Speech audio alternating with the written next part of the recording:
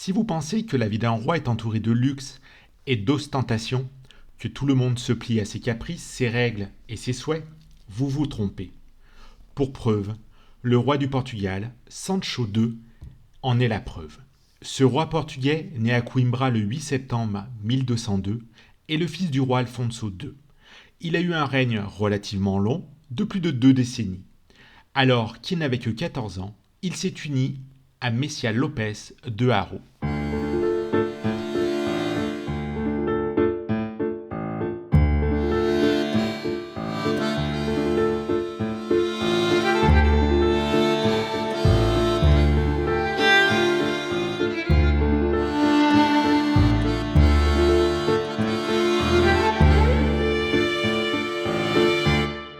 Don Sancho II passe la plupart de son temps à faire la guerre aux musulmans et finit par négliger les tâches de gouvernance, ainsi que de prendre soin de son royaume.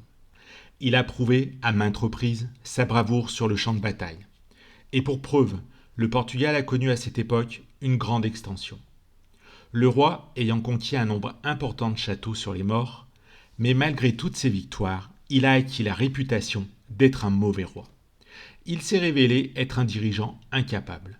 Le fait qu'il soit considéré comme un mari impuissant et qu'il soit connu pour avoir été trompé par sa femme ne l'a sûrement pas aidé non plus.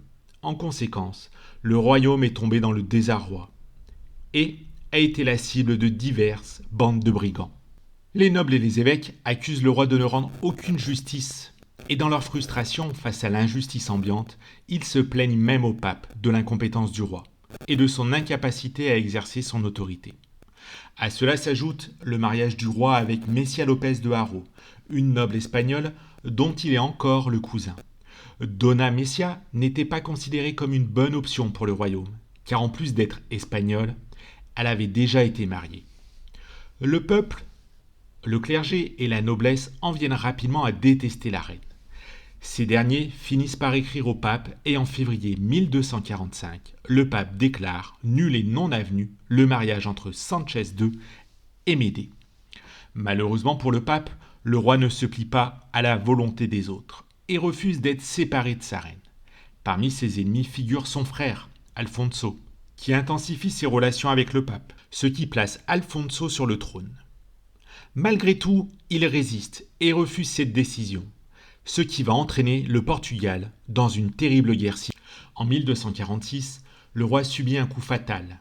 L'un des principaux partisans d'Alfonso, Raimundo Portocarrero, entre dans le palais à la tête d'une petite troupe de chevaliers, parmi lesquels Martim Gil de Soverosa, un homme de confiance de Sanchez, qui malheureusement pour lui l'a trahi.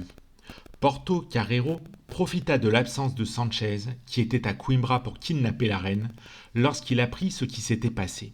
Le roi rassembla une petite armée pour encercler Ourem, la ville où la reine était retenue.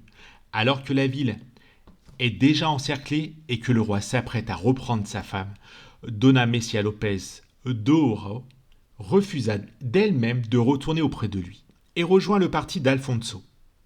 Un deuil dont le roi ne se remettra jamais. Dans le scandale qui s'ensuit, Dona Messia est accusée d'avoir accepté d'être kidnappée et les rumeurs selon lesquelles le couple royal n'avait pas d'enfant, parce que le roi était impuissant, se font encore plus insistantes. Don Sanchez II s'exile et séjourne sur les terres de son cousin Ferdinand III de Castille. Il meurt à Tolède et le roi Alfonso devient roi sous le nom d'Alfonso III. Messia quitte Ourem, se rend d'abord en Galice, puis en Castille, où elle meurt.